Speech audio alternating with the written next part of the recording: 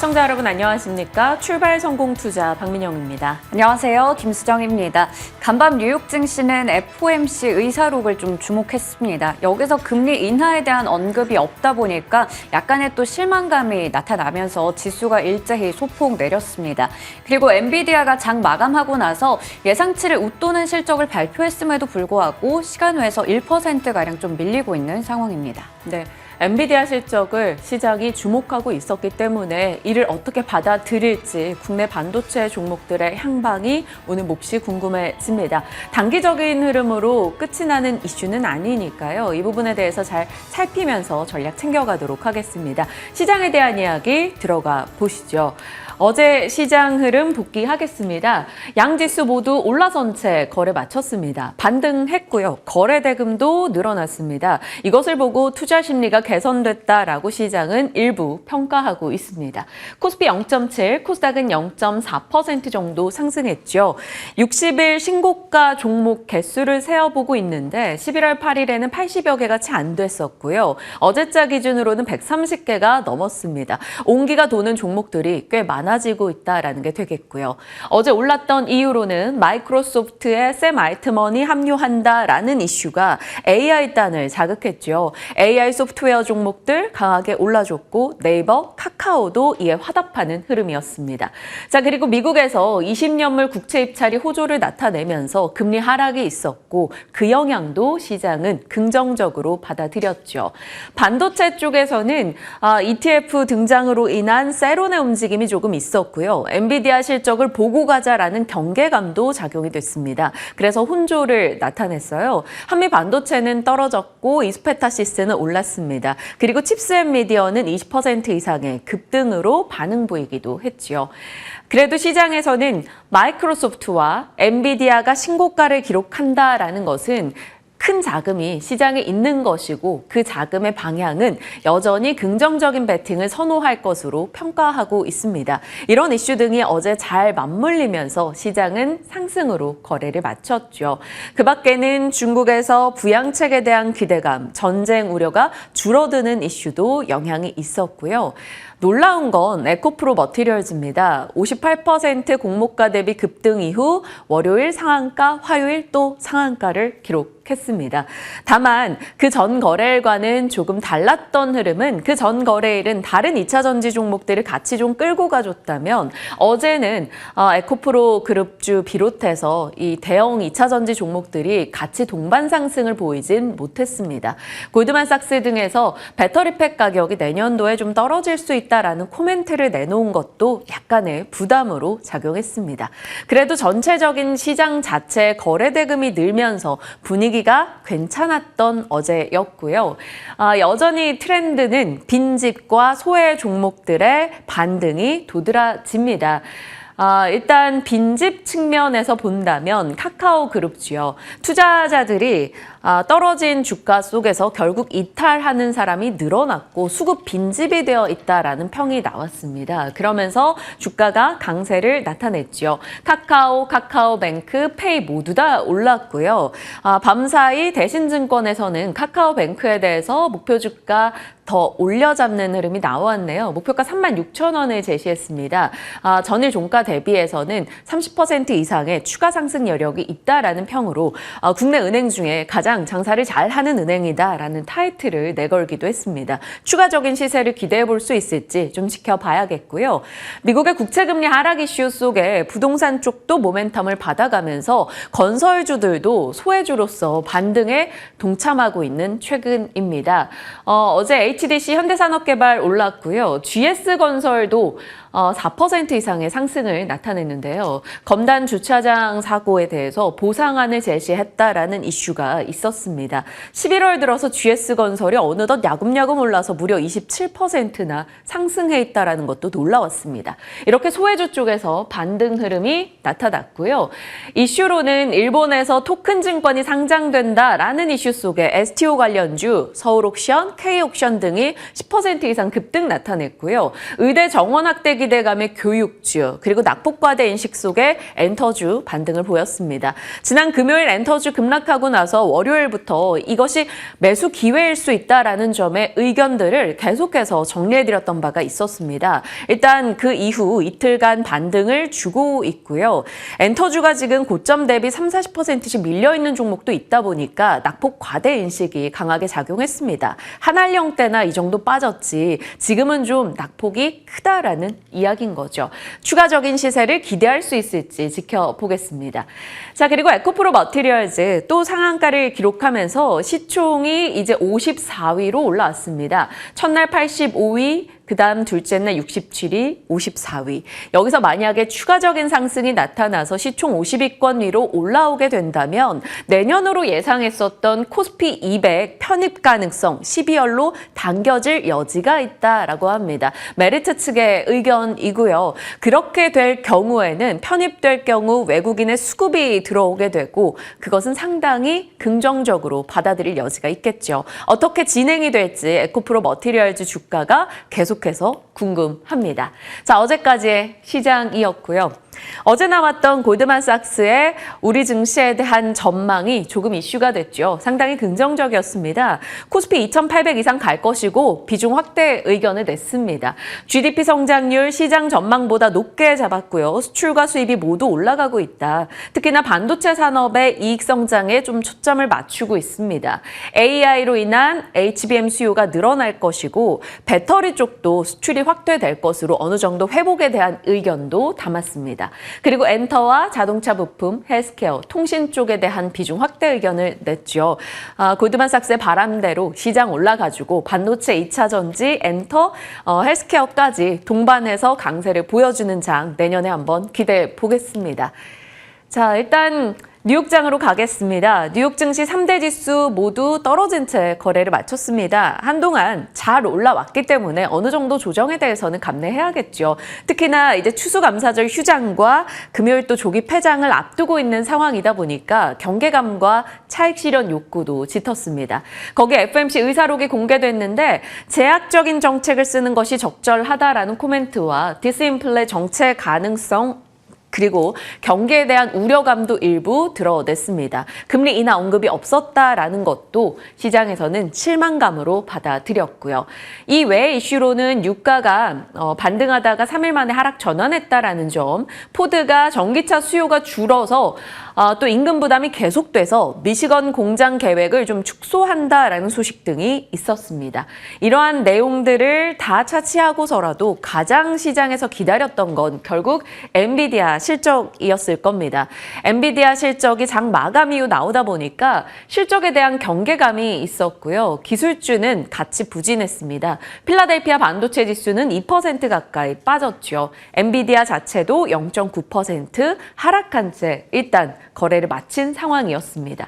테슬라는 2% 이상 올랐는데요. EU 전기차 판매 호조나 인도 시장에서 선전에 대한 기대감 등이 작용하면서 상승했고요. 앞서 말씀드린 포드 측에서 전기차 계획을 축소한 것, 경쟁사의 불행은 나의 행복이다 받아들였나 보죠. 일단 2% 정도 올라선 채 거래 마쳤습니다. 테슬라를 제외하고는 전기차 쪽 전반은 다 빠졌다라는 점, 반도체와 전기차가 오늘은 같이 떨어졌습니다.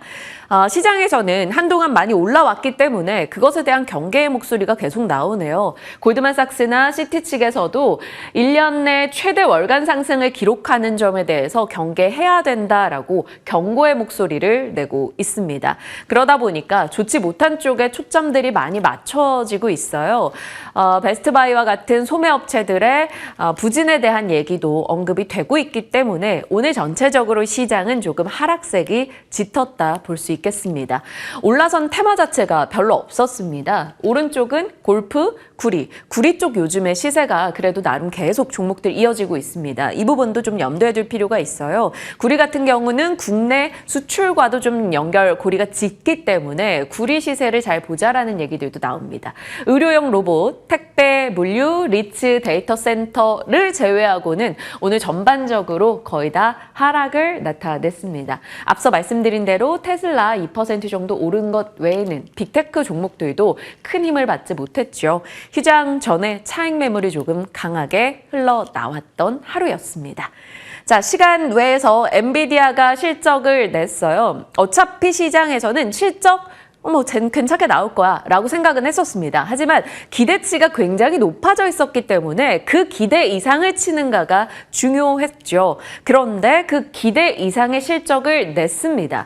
EPS 기준, 매출 기준, 매출 총이익 기준, 그리고 데이터 센터만 따로 봐도, 게임 분야만 따로 봐도 모두 시장의 예상을 상회했고요. 자동차 부분만 시장 예상에 살짝 못 미쳤습니다. 하지만 영향력 자체가 크지 않은 분야이고요. 전체적으로는 시장 모두 기대 이상의 실적을 발표했습니다. 그럼에도 불구하고 시간 외에서 1% 정도 하락하는 흐름이 있었는데요. 아마도 내년도에는 중국 4분기 좀 크게 감소할 수 있다라는 코멘트가 있었는데 그 부분이 좀 영향을 주지 않았을까 판단은 하고 있습니다. 계속해서 엔비디아 관련해서 컨콜도 그렇고 진행이 될 거니까요. 저희 시간 이후에 여러분 내용 잘 추적하시면서 살피시길 바랍니다. 올해 엔비디아 같은 경우는 주가가 250% 정도 올라와 있는 상황이죠. $500 터치 이후에 오늘은 살짝 내려간 채로 거래를 마쳤는데 이 이상으로 내달릴 수 있을지 궁금해집니다. 그래도 시장에서는 내년도도 그 주도주의 자리엔 엔비디아가 있을 것으로 보는 시각이 여전히 많습니다. 자, 내년도 비즈니스석엔 누가 앉을까? 제가 이렇게 제목을 달아본 건데요. 과거 주도주들의 총싸움이 치열했던 내용을 삼성증권에서 정리를 해줬더라고요. 차화정 사이클이 있었던 2011년도 삼성전자와 현대차가 시총 1, 2위를 차지했고요. 그 다음 알파고 사이클 때는 하이닉스가 치고 올라옵니다. 그 다음 팬데믹 사이클 때는 우리가 아는 네카오가 텐베거 종목으로 이름 올리면서 카카오가 엄청나게 내달렸었죠. 그리고 올해는 전기차 사이클 LG 에너지 솔루션이 지금 삼성전자 아래로 자리하고 있습니다. 계속해서 SK 하이닉스와 LG 엔솔의 시총 순위가 바뀌는 그 부분이 상당히 중요한 관전 포인트다. 이런 얘기 많이 드렸었는데요. 내년도는 SK 하이닉스가 좀 더 우위에 있을 것으로 보는 시각 등 여전히 아직 남아 있습니다. 삼성전자가 1등석이라고 친다면 그 다음 비즈니스석엔 누가 앉게 될까 궁금해지고 있는 상황이고요. 시장에서는 삼성증권에서 내년도 AI, 자율주행, 로봇, 그리고 비만 치료제, 여기서 왕자의, 그러니까 주도주의 싸움이 계속될 것이다 라고 이야기하고 있습니다. 아마 올해 흐름의 연속성이 되겠죠. 다만 올해는 여기서 2차 전지가 상반기 주도권을 압도적으로 잡았다면 이 부분이 내년도에는 그래도 조금 기대치는 낮춰야 될 것 같다. 이런 게 내포되어 있지 않을까 싶습니다. 넘겨보시죠. 그래서 반도체에 대한 얘기를 계속 하겠는데요. 내년도 산업 전망 리포트 등이 꽤 많이 나오고 있습니다. 그리고 그 안에서 공통된 목소리는 반도체 쪽이 그래도 회복할 것이다 라고 이야기하고 있죠. SK증권에서도 그렇습니다. 회복 섹터에 들어가는 것에 보험, 섬유의복, 제약바이오, 반도체, IT 소부장 등을 넣어놨습니다. 그 근거 등을 살펴보죠. 우리 다 아는 내용입니다. HBM으로 인해서 P와 Q가 증가하고 재고가 줄고 세트의 재축적의 상황이 있을 거다. 그리고 거시적 환경이 조금 안정을 찾아가면서 과거보다 반도체 사이클이 더 높고 길게 진행될 수 있다라고 얘기합니다. 그래서 탑픽으로는 삼성전자, SK하이닉스 그리고 SNS텍도 긍정적인 의견을 냈습니다. 이 부분에 대해서는 잠시 후에 좀 더 자세히 살피겠고요. 그리고 IT 부품 쪽이요. 이쪽도 지금 온디바이스 AI와 화웨이의 반등, DDR5 그리고 기판 쪽의 반등, 폴더블의 경쟁 이슈 등이 맞물리면서 그동안은 세트 수요 부진으로 인해 눌려 있었던 것이 회복될 것이야 라는 시각 등이 최근에 많이 쏟아지고 있습니다. 그 가운데 며칠 전에도 전해드렸죠. LG전자, 삼성전기, LG이노텍 모두 PBR이 과거 정말 큰 금융위기가 있던 시절만큼 낮아져 있기 때문에 접근하기 좋은 상황이다라는 점이요. 이들 종목에 대해서 긍정의 의견이 나왔고요. ISC와 TFE, 최근에 조금 주목받고 있는 테스트 소켓 종목들에 대해서도 긍정의 시각을 내기도 했습니다. SK증권의 의견이었고요. 자, 온디바이스 AI 관련해서 저희가 계속해서 얘기를 해왔었죠. 그 관련주가 영역을 키워나간다면 어디까지 봐야 될 것인가. LPDDR D램, 그러니까 저전력의 속도가 빨라지는 모바일 D램에 대해서 관련주를 찾아본다면 이렇고, MPU, 결국 CPU에서 GPU, 다음 MPU로 시장은 영역을 넓혀나가면서 AI의 영역을 확장시키고 있습니다. 그 가운데서 11월 20일에 칩셋 미디어 MPU 설계 개발 쪽 종목이라고 말씀을 드렸었고, AI 이슈가 부각되자 이 종목이 또 급등하는 흐름도 있었습니다.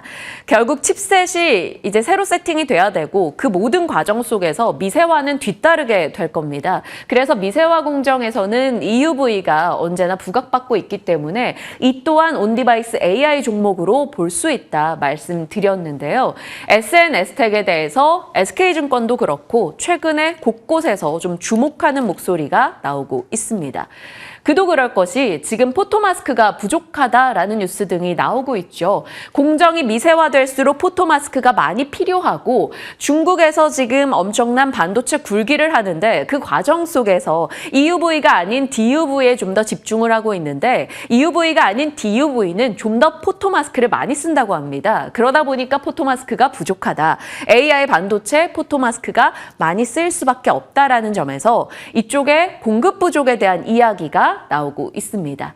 자, 우리가 포토마스크에 대해서 살피려고 하면 결국에는 이 노광 공정으로 들어가야 됩니다. 반도체 전공정에서 과거부터 굉장히 중요한 공정, 말 그대로 이 반도체 웨이퍼의 회로를 그리는 공정인데요. 사실 시간의 40%, 50%를 여기다 씁니다. 반도체 생산하는데. 그리고 비용의 35%도 이 노광 공정에 들어갈 정도죠. 반도체 미세 회로는 결국 성능 개선을 가리키기 때문에 EUV, 포토 공정, 노광 공정은 그동안 미세화의 대표였습니다.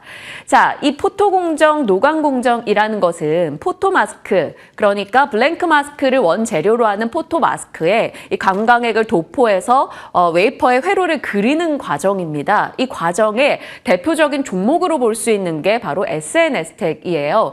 이 포토마스크의 원재료인 블랭크 마스크 등을 개발하고 있기 때문인 거죠. 그래서 포토마스크 부족 혹은 미세공정, EUV 이런 쪽 얘기가 나올 때마다 SNS텍이 거론되긴 하는데요. 지금 시장에서 꽤 많이 관심을 받고 있다라는 점에서 주가로도 화답이 가능할지 지켜봐야겠습니다. 자, 그리고 IT 부품 얘기가 계속 나오다 보니까 이틀 전에 꺼내들었던 이야기 좀 더 확장하겠습니다. 애플에서 찾는 기회에 애플의 아이패드 OLED 탑재 이슈가 계속되고 있죠. 출하량은 스마트폰 대비 아이패드가 적겠지만 면적은 훨씬 더 크기 때문에 애플향 OLED 관련한 종목들은 그래도 4년에서 5년 수혜를 볼 수 있다. 하나증권의 보고서였죠. 그러다 보니까 OLED 공급망은 어떻게 될 것인가 시장에선 굉장히 분주하게 찾고 있습니다. 발광 소재단에서는 덕산 네오룩스 등등이 거론되고요. 부품에서는 코리아 서키트 BH 앞단에 세워지네요. 그리고 후공정에서는 캠트로닉스, 얼마 전에 관련한 설비 투자 이슈도 있었는데요. 추가적인 관심을 받게 될 수 있을지 이들 종목들도 지켜보겠습니다. 자, 이번 주 주요 일정들이 거의 다 지나갔네요. 이제 내일이면 미국과 일본은 증시 휴장에 들어가고요. 금요일은 조기 폐장, 블랙 프라이데이 있습니다. 또 알츠하이머 관련해서 일정 하나 있다라는 점. 이번 주 일정 매매가 꽤나 잘 통했다라는 평도 있는데 일정에 대해서 트레이딩 관점으로 대응하시는 분들이라면 일정 체크 해보시길 바랍니다. 자, 시장에 대한 이야기 나눠봤고요. 좀 더 자세히 섹터 이슈 들어가 볼까요? 네, 제약바이오 관련주 오늘 브리핑 준비해봤습니다. 먼저 글로벌 시장에서의 상황은 어땠는지 체크하면서 이제 브리핑 준비해 보겠습니다. 시장 대비해서 확실히 좀 헬스케어라던가 제약바이오 이쪽이 좀 소외가 되어 있었는데요. 그건 일단 금리의 영향을 또 크게 받고 있기 때문입니다. 어느 정도 매출 창출이 가능한 제약 섹터 대비해서 이 장기적인 관점에서 좀 봐야 하는 바이오텍 쪽은 특히나 부진했습니다. 지금 보시는 것처럼 S&P 500 지수를 크게 하회하는 S&P 헬스케어 지수 추이를 체크 체크해 볼 수가 있겠고요. 나스닥 지수를 크게 하회하는 게 XBI, 그러니까 이 지금 바이오테크 관련된 ETF가 되겠습니다. 국내에서는 아무래도 3%대인 이 기준금리가 미국에서는 거의 5% 정도에 육박했었기 때문에 국내 대비해서 미국에서 관련주들이 훨씬 더 많이 밀렸다는 부분 체크할 수가 있겠는데요. XBI 같은 경우에는 올해 들어서 20%가 넘게 하락하기도 했습니다. 반면에 코스닥 제약지수 같은 경우에는 3% 후반 정도의 그래도 상대적으로는 낮은 정도의 하락률을 기록했다라는 부분 볼 수 있겠고요. 일단 전체적으로 미국 시장에서도 이쪽 섹터가 좋지 않았다라는 부분을 짚고 가도록 하겠습니다. 그 와중에도 성과에 좀 집중을 한다면 주가도 괜찮았다라는 걸 볼 수가 있는 게 이 그래프가 될 텐데요. 먼저 위쪽은 미국입니다. 성과 중심의 바이오텍의 올해 1월 대비해서 상승률을 체크해 볼 텐데 템페스트 테라퓨틱스나 이뮤노반트, 이뮤노젠 이러한 기업들이 있습니다. 대체적으로 임상 관련해서 좋은 성과들이 났었고요. 이 중에서도 템페스트 테라퓨틱스 같은 경우에는 10월에는 하루 동안에 4,000% 정도의 상승률을 기록할 정도로 성과가 그만큼 중요하다라는 것을 볼 수가 있겠습니다. 국내 기업들은 어땠을까요? 한올 바이오파마 같은 경우에는 이 성과를 굉장히 잘 냈죠. 임상 관련해서도 긍정적인 이슈가 있었고 올해 들어서 특히나 기업 가치가 수직적으로 상승하고 있습니다. 올해 상승률이 100% 이상을 기록하고 있고요. 지금 보시는 것처럼 10월 들어서도 이렇게 크게 올랐다. 상대적으로 유한양행이나 GI-이노베이션, 대웅제약, SK바이오팜 등등의 기업보다 훨씬 더 월등한 주가 수준을 보였다라는 것도 체크할 수 있겠습니다. 제가 10월에는 이제 하반기 들어서 좀 금리가 어느 정도 안정화를 찾아가니까 바이오주들이 꿈틀꿈틀 움직이고 있다. 그래서 10월에는 바이오를 좀 사볼까요? 이런 얘기로 브리핑을 했었던 적이 있었는데요. 확실히 연말 다가오면서 바이오주들의 분위기가 괜찮은 게 이어지고 있습니다. 특히 어제장에서도 바이오주들이 올라갔고요. 11월 들어서도 이러한 상승세가 지속이 되고 있는데요. 셀트리온 같은 경우 최근에 2주 동안 외국인들이 셀트리온을 1,400억 원, 셀트리온 헬스케어를 1,000억 원 이상 매수하는 모습 확인할 수 있었고요. 또 셀트리온은 지금 합병 쪽에 드라이브가 걸리면서 최근에 이러한 우호적인 수급뿐만 아니라 합병에 대한 기대감도 가져가고 있는 상황입니다. 레고캠바이오 같은 경우 어제장에서 52주 신고가 경신했고요. 종근당은 올해 업계에서도 최대 규모의 기술 수출 잭팟을 터뜨리면서 역시나 최근에 정말 많은 또 주목을 받고 있는 기업이 되겠습니다. 나머지도 보시는 것처럼 많이 올라갔어요. 삼천당제약 같은 경우에도 17% 정도 11월 들어서 올랐고 인트론바이오도 어제장에서 24% 급등이 나왔고요. 11월 들어서도 40%가 넘게 올라간 모습 체크할 수 있습니다. 그리고 여전히 강한 쪽이죠. 이 미국에서도 일라일릴리나 노보노디스크가 주가가 이렇게 쭉 계속해서 올라왔습니다. 여기 그래프에 지금 별표가 되어 있는 부분이 각각 기업에서 가이던스를 상향했던 부분들인데요. 꾸준히 가이던스도 올려 잡으면서 이 시장의 규모가 얼마나 큰지 앞으로도 성과가 얼마나 잘 나올지에 대한 자신감도 나타내고 있는 상황이고요. 계속해서 이렇게 임상 세부 데이터도 나오면서 주가도 힘을 받아갑니다. 11월 들어서 이쪽도 7% 정도 올랐고요. 인벤티지랩도 어제장에서 14% 정도 올라갔는데 11월 들어서도 15% 올랐고 펩트론도 11월 들어서 8% 정도 상승했습니다. 일라일릴리도 그렇고 노보노디스크도 마찬가지로 지금 계속해서 이 수요가 많아지다 보니까 여기에 발빠르게 대처하기 위해서 각각 투자 규모를 늘려가고 있는 상황이다라는 부분도 짚어드리겠습니다. 유진투자증권에서는 이제 2024년에는 세 번째로 이 바이오 쪽이 레벨업을 할 수 있는 사이클에 들어설 것이다라는 내용의 보고서를 냈는데요. 첫 번째 이제 웨이브 이렇게 첫 번째 사이클을 보면 2005년부터는 고령화 사회가 이제 지속이 되고 있고 만성 질환이 늘어나고 여러 가지 이제 대기업에서 제약바이오 산업에 투자를 하면서 이쪽에 이제 부각을 받았습니다. 그러다가 한번 이제 두 번째 사이클이 왔었죠. 2015년에는 신약 연구 개발이 확대가 됐습니다. 유한양행이나 오스코텍 같은 기업들 그리고 기술 이전의 계약이 한미약품 등등의 기업을 통해서 증가하는 모습 확인할 수 있었고요. 여기서 이제 바이오텍의 설립도 있었어요. 레고캠바이오나 알테오젠 또 삼성바이오로직스가 CMO를 시작했다라는 측면에서 이러한 부분들 올라갔습니다. 그리고 이제 세 번째 사이클이 바로 내년이 될 것이다라는 건데요. 글로벌 신약에 대한 출시 기대감이 있는 기업들이 있죠. 유한양행이나 오스코텍, 한올 바이오파마 등등이 있겠고요. 파이프라인의 상업화 단계에 진입할 것으로 보이고 이렇게 되면 바이오텍들은 기술 이전에 대해서 또 미국 시장에 진출할 수 있다라는 기대감도 가져갈 수가 있겠습니다. 그러면 이제 제약바이오 관련주들 투자 전략을 어떻게 세워보면 좋을까요? 지금 IBK 투자증권에서 낸 한번 전략을 체크해 보려고 하는데요. 총 3가지로 나눠서 얘기를 하고 있더라고요. 기술 이전의 트렌드를 주도하는 기술주들을 주목하자라는 건데 앞서 얘기 드렸던 한올 바이오파마라던가 레고캠 바이오 그리고 ABL 바이오, 에이프릴 바이오 등등을 얘기를 하고 있었습니다. 그리고 해외 시장에서 매출 성장이 기대되는 아무래도 실적을 기반으로 한 기업들도 중요하다라는 건데 이제 4공장을 바탕으로 해서 실적에 대한 기대감 있는 삼성 바이오로직스가 있겠고요. SK 바이오팜이나 한미약품 등등의 기업들, HK 이노엔도 최근에 또 실적이 좋았기 때문에 이쪽을 주목하자라는 얘기를 내놓고 있었습니다. 마지막으로 이제 내년에 국산 신약의 FDA 승인 이벤트가 또 있는 그런 쪽도 주목하자라는 얘기인데요. 대표적으로는 유한양행 녹십자가 되겠습니다. 네, 이렇게 바이오 관련주들은 잠시 후에 전략 한번 챙겨보도록 하겠고요. 이어서 타이어 관련주입니다. 타이어 관련주들 제가 올 초에 여러 번 좀 언급드렸던 것 같은데 잘 굴러간다라는 얘기 드렸는데 실제로 잘 굴러갔더라고요. 어제장에서도 이렇게 다 같이 올라갔지만 11월 들어서도 괜찮은 상승률을 보여줬습니다. 금호 타이어를 중심으로 해서 리레이팅이 계속해서 이어지고 있고요. 올해 들어서도 금호 타이어가 100% 넘게, 넥센 타이어나 한국 타이어앤테크놀로지도 40% 내외에 올라간 모습 체크가 됩니다. 일단 자동차 관련주들이 대표주들이 실적이 좋았기 때문에 함께 잘 간 것도 있겠지만 원재료가 이제 내려가고 또 가격이 내려가고 물류비가 안정화되면서 이러한 부분들이 실적에 역시 좋은 영향을 줬고요. 전기차 타이어 교체 수요가 올라간다라는 부분도 긍정적일 수가 있겠죠. 전기차 타이어는 완성차 일반 자동차 타이어보다 일단 수익성 측면에서 더 가격이 높기 때문에 그러한 부분도 기대할 수가 있겠고요. 그리고 다올투자증권에서는 타이어 업종에 대해서 관심을 이제 계속해서 가져보자라는 얘기를 했습니다. 타이어는 브랜드 소비재다. 자동차 부품 중에서도 유일하게 이제 외부의 로고가 이제 표시가 되는 쪽이다라는 얘기를 했고요. 또 지금 굉장히 싼 밸류에이션이기 때문에 여전히 볼만하다라는 얘기를 하고 있었습니다. 관련해서 전략 챙겨보도록 할게요. 네. 제약바이오 쪽 이슈 그리고 타이어 쪽까지 살펴주셨습니다. 엔비디아 실적에 대한 이야기까지 담아서 시장 전략 챙겨가겠습니다. 지금부터 함께 하시죠.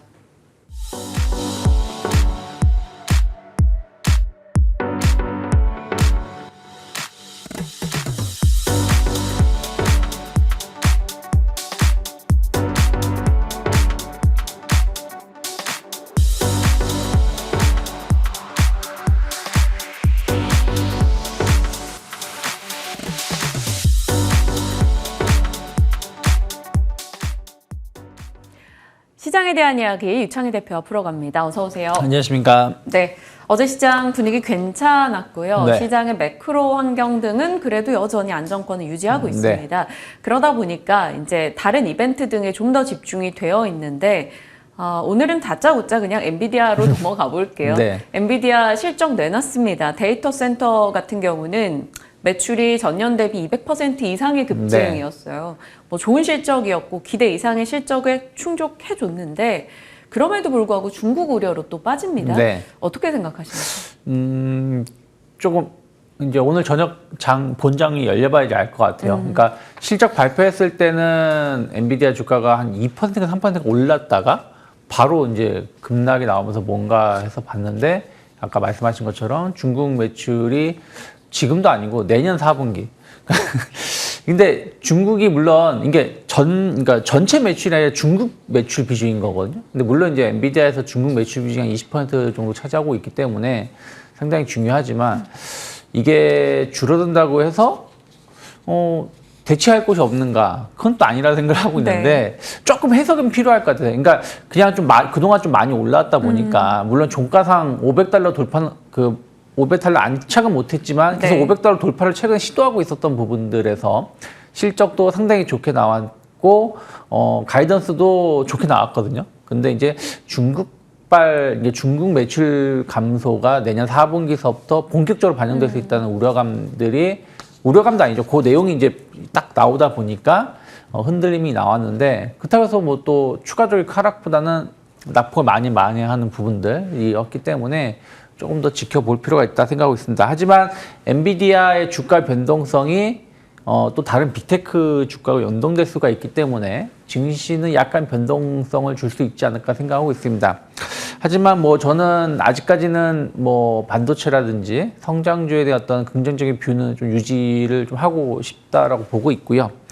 뭐 월요일도 말씀드렸지만 덜 오른 섹터별로 순환매가 계속 나오고 있다는 부분들은 주말까지도 이어질 수 있다. 특히 이제 오늘 미국 시장이 잘 버텨주면 그다음에 내일 휴장이에요. 휴장이고 네. 모레도 어떻게 보면 반장만 열리기 때문에 특별한 악재는 없다라는 부분들을 감안한다라면 외국인들 수급이 오늘 좀 중요하지 않을까 생각을 좀 하고 있어요. 외국인들이 엄청난 매도가 없고 꾸준한 최근 완만한 매수세가 유입이 된다라면 시장은 뭐 약간 조정이 나온다고 하더라도 한 이틀 정도 오른 거에 대한 약간의 차익선 매물이라 생각하고 있고요.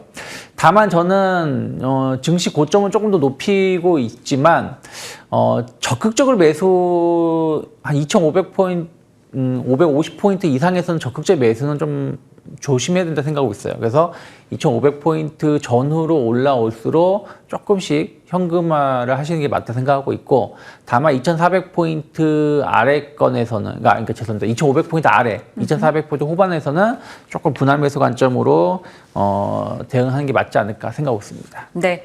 그렇다면 반도체 종목군에 대한 국내 종목들 좀 살짝 디테일하게 대응책을 세워볼게요. 한미반도체로 대변되는 HBM 쪽이나 월요일에 저희한테 이제 긍정적으로 다시 한번 얘기 주셨던 두산 테스나등이나 이쪽에 대해서 전략 좀 짧게 주신다면. 뭐 저는 일단은 지금 뭐 반도체는 HBM 쪽이 조금 더 강하다 생각을 하고 있고요. 온디바이스 AI 같은 경우는 조금 내년 상반기까지 좀 긍정적으로 좀 보고는 있습니다. 네. 다만 이제 종목 같은 경우는 저는 바닥에 있는 것보다는 조금 고점 돌파하려고 하고 있거나 고점을 돌파하면서 추세가 살아있는 종목군들로 압축해서 대응하는 게 맞지 않을까 판단하고 있습니다. 온디바이스 AI에도 들어가고 뭐 AI 반도체 전반에 들어가는 게 또 칩스 앤 미디어잖아요. 어제 52주 신고가 기록했죠. 그쵸. 25% 급등인가 이랬는데 이 종목에 대한 시각은요? 뭐 약간 눌림은 있어도 추가적인 상승 가능하다 생각하고 있어요. 근데 어저께 뭐 칩셋 미디어뿐이 아니라 비슷한 기업들 모두 좋은 흐름을 보여줬는데 차트적으로 똑같이 움직이진 않겠지만 결국엔 신고가 돌파를 시도하고 있었던 상황에서 이슈가 나오면서 올라온 부분들이거든요. 그러니까 이런 부분들을 좀 지켜보면 좋겠고요. 또 예를 들어서 지금 막 순환매가 나온다 그러면 공략을 어떻게 할까 본다라면, 기술적으로 본다라면 어저께 카카오뱅크 같은 경우, 그러니까 무슨 얘기냐면 최근 시장이 좋았는데 일주일 정도 혹은 2주 정도 옆으로 횡보한 기업들, 그러면 그런 기업들이 또 순환매가 나왔을 때 또 치고 나갈 수도 있기 때문에 순환매를 대비하신다라면은 카카오뱅크 같은 차트의 모양을, 그러니까 오르기 전에 모양을 그리고 있는 기업들을 좀 보시면 좋지 않을까 생각하고 있습니다. 카카오뱅크 어제 강한 시세가 나왔고 뭐 목표가 뭐 36,000원 얘기도 등장을 하고 있습니다. 말씀 주셨던 이제 10월 23일 유망주 카카오 역시나 어제 한 30% 정도 올라갔는데 보유자를 위한 코멘트 짧게 추가할까요? 뭐 일단 지금은 저는 시장이 아직 꺾이기 전이기 때문에 좀 올라오면 좀 이익 실현 좀 하시면서 조금 더 보유하시는 게 맞지 않을까 생각하고 있습니다. 네. 시장에 대한 얘기하다 보니까 추가 질문을 너무 많이 드리고 있네요. 다음 가겠습니다. 수정 앵커가 바이오 쪽 얘기 잡아줬는데 이쪽도 정말 다루고자 하면 영역과 분야가 너무 많아서 좀 조금씩 들어가 볼게요. 일단 전체적인 틀은 금리 인하로 인해서 바이오 쪽이 그래도 호재의 반응을 하는 분위기로 바뀌고 있다는 겁니다. 셀트리온 그룹주들도 비교적 괜찮고요. 일부 종목들도 호재성 이슈에 강하게 치고 나가주는데 지금 눈여겨보는 바이오주가 있으신지? 솔직히 뭐 바이오주들은 몇 개 보고는 있습니다. 근데 뭐 아주 제가 바이오를 잘 아는 건 아니다 보니까. 근데 일단은 제일 중요한 건 성장주는 금리라 생각을 좀 하고 있어요. 일단은 뭐 정말 내릴지 안 내릴지 모르겠지만 연준 의사록에서도 아직은 금리 인하에 대해서는 전혀 생각하지 않고 있다라고 하지만 시장은 계속 변한다고 생각하고 있기 때문에 뭐 내년 5월에 조기금리 인하 가능성도 계속 열려 있는 거 아니겠습니까? 혹은 인하를 안 한다고 하더라도 금리가 정점에 대해서는 누구도 다른 의견을 보이지 않다 생각을 좀 하고 있습니다. 그래서 그런 부분들 본다라면 성장주들이 조금 더 관심을 보일 수 있죠. 특히 이제 제약주 같은 경우는, 제약바이오 같은 경우는 자금 조달을 계속 많이 해야 돼요. 그러니까 투자를 많이 해야 되는데 금리가 높게 되면은 일단 를 유치하는 데도 힘들고요. 유치를 한다고 하더라도 이자가 많이 나가는 부분들이 좀 있죠. 근데 금리가 떨어진다는 부분들은 이런 부분들에 대해서 좋아질 수 있다라는 분들이 있다 생각을 좀 하고 있습니다. 그리고 뭐 항상 연초하면 JP모건 헬스케어라든지 여러 가지 연말 연초에 좀 이슈가 대형 이벤트를 앞두고 있기 때문에 관련해서 좀 기대감이 좀 나올 수 있다 생각을 좀 하고 있습니다. 그래서 바이오주를 좀 본다라면 뭐 예전에도 한번 언급해 드렸었는데 한올바이오파마 같은 경우 그리고 뭐 SK바이오팜 같은 경우도 최근에 흐름들 보면 나쁘지 않다 생각하고 있습니다. 그리고 셀트리온 그룹주들은 나쁘진 않은데 좀 단기적으로 좀 많이 올라온 부분들이 좀 있어요. 그리고 이제 M&A 그 합병 이슈가 이제 거의 소멸될 가능성이 높다라는 거. 그러니까 합병 이슈가 계속 주가를 이제 올리고 있는 부분들인데 이것이 끝나게 되게 된다면 또 약간의 흔들림이 나올 수도 있다라고 보고 있기 때문에 그런 것들을 확인하면서 접근하면 좋지 않을까 생각하고 있습니다. 단기간에 참 많이 올랐네요. 외국인 수급도 꾸준히 우호적이었었고요. 셀트리온 그룹주 그 부분에 대해서는 말씀 주신 내용 참고하시고요. 한올바이오팜이나 SK바이오팜 또 관심주로 얘기 주셨으니까 지켜보시죠. 타이어에 대한 코멘트 살짝 듣겠습니다. 생각보다 조용히 강하게 올라가고 있었더라고요.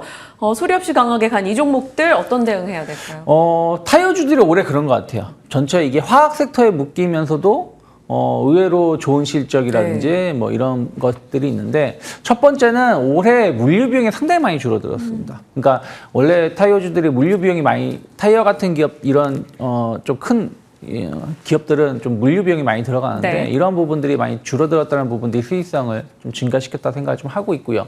또 하나는 금리가 인하를 하게 되면 그러니까 금리가 인상기에는 매출이 높은 기업이 시장에서 주목을 받아요. 근데 금리가 인하를 하게 되면은 수익성이 상당히 좋아지거든요. 뭐 이런 기업들이 약간 제조업이 수익성이 좋아지는데 특히 이제 투자를 많이 해야 되는 이런 그 기업들은 금리 인하기에 수익성이 개선되는 부분들이 좀 있기 때문에 타이어주들이 조금 더 내년에 주목받을 수 있지 않을까 생각을 좀 하고 있습니다. 네. 일단 뭐 아까 말씀드린 물류비 하락한 게 있고 또 원재료도 좀 하락하는 게 있고요. 또 시황도 나쁘지 않죠.